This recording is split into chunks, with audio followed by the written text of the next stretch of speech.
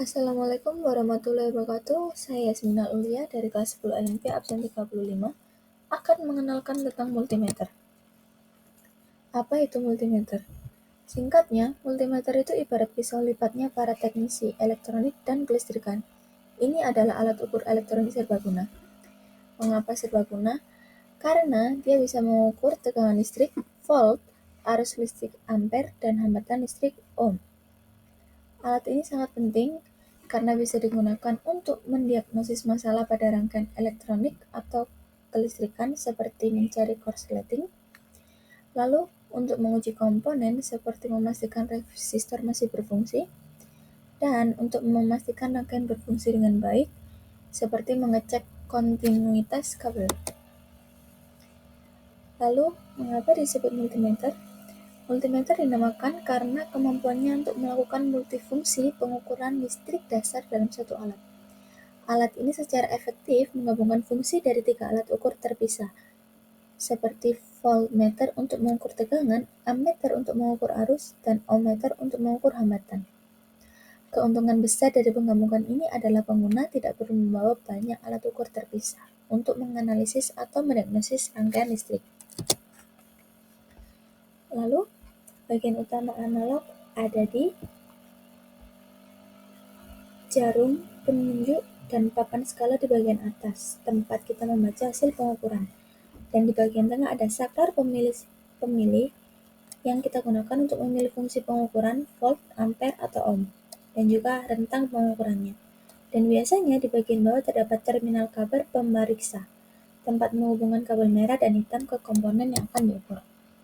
Di bagian utama digital adalah yang membuat perbedaan antara digital dan analog, yaitu layar digital (LCD). Selain layar, kita masih punya saklar pemilih rotary dial di tengah yang fungsinya sama seperti analog untuk memilih fungsi pengukuran seperti AC atau DC, voltage, AC/DC current, resistor, dan lain-lain. Lalu, cara penggunaannya. Cara penggunaan dasar atau persiapan. Multimeter dan cara penggunaannya harus dipahami. Ada langkah persiapan dasar untuk hasil yang akurat, yaitu pastikan multimeter baik dan baterai kuat. Multimeter lemah bisa menghasilkan pengukuran tidak akurat. Lalu pilih fungsi pengukuran sesuai besaran yang diukur, seperti volt, arus pilih ampere. Kesalahan memilih fungsi dapat merusak multimeter atau komponen. Pilih rentang pengukuran yang tepat agar multimeter tidak overload. Selanjutnya ada pengukuran tegangan DC menggunakan multimeter. Tegangan DC ada di baterai dan adaptor. Langkah-langkahnya, putar selektor multimeter ke posisi VDC, simbolnya V, lalu pilih rentang DC yang sesuai. Jika tidak tahu nilai perkiraannya, mulailah dari rentang tertinggi. Atau jika menggunakan multimeter digital dengan filter atau auto rings. Lalu hubungan probe merah ke positif dan probe hitam ke negatif rangkaian. Polaritas dalam pengukuran tegangan DC penting. Jika terbalik, multimeter digital menunjukkan nilai negatif, sedangkan multimeter analog jarumnya tidak bergerak. Setelah pengukuran tegangan DC, kita beralih ke tegangan AC. Tegangan AC digunakan di rumah seperti stop kontak. Ada perbedaan dalam cara pengukurannya dibandingkan DC. Yang pertama, putar selektor multimeter ke V AC, simbol V dengan garis gelombang, pilih rentang AC yang sesuai, mulailah dari rentang tertinggi untuk keamanan. Hubungan kedua probe untuk pengukuran AC, polaritas tidak penting, hasil sama. Mengukur tegangan AC secara paralel. Lalu baca nilainya. Nilai itu adalah nilai RMS tegangan AC. Selanjutnya, setelah mengukur tegangan, kita akan mengukur arus DC. Pengukuran arus dilakukan secara seri dan rangkaian harus diputus terlebih dahulu. Simbolnya itu A dengan garis lurus dan putus-putus. Pilih rentang DC yang sesuai, mulailah dari rentang tertinggi jika tidak yakin. Ingatkan tentang pentingnya rentang tinggi untuk keamanan. Probe merah harus dipindahkan ke terminal ampere. Putus rangkaian di titik yang ingin diukur arusnya. Hubungan probe merah ke satu titik putus dan probe hitam ke titik putus lainnya.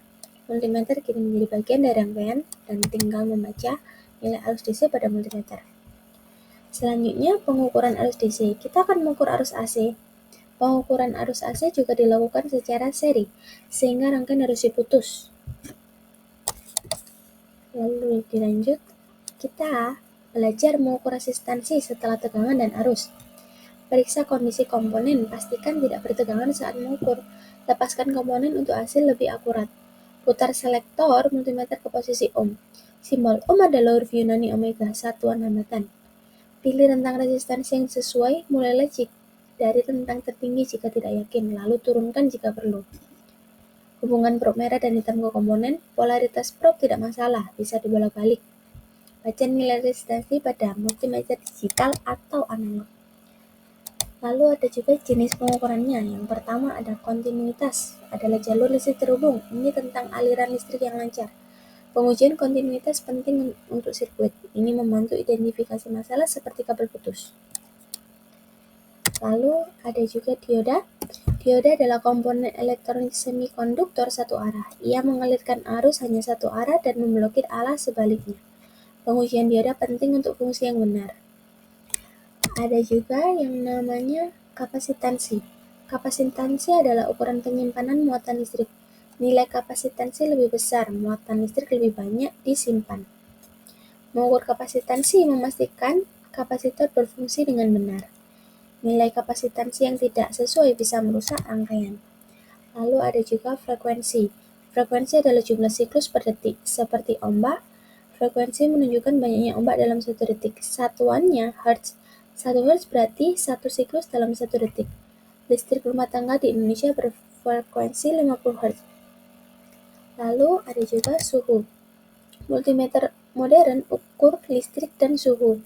Menggunakan probe termokopel khusus, pengukuran suhu penting dalam banyak aplikasi. Sekian perkenalan singkat tentang multimeter dari saya. Maaf jika ada salah kata. Wassalamualaikum warahmatullahi wabarakatuh.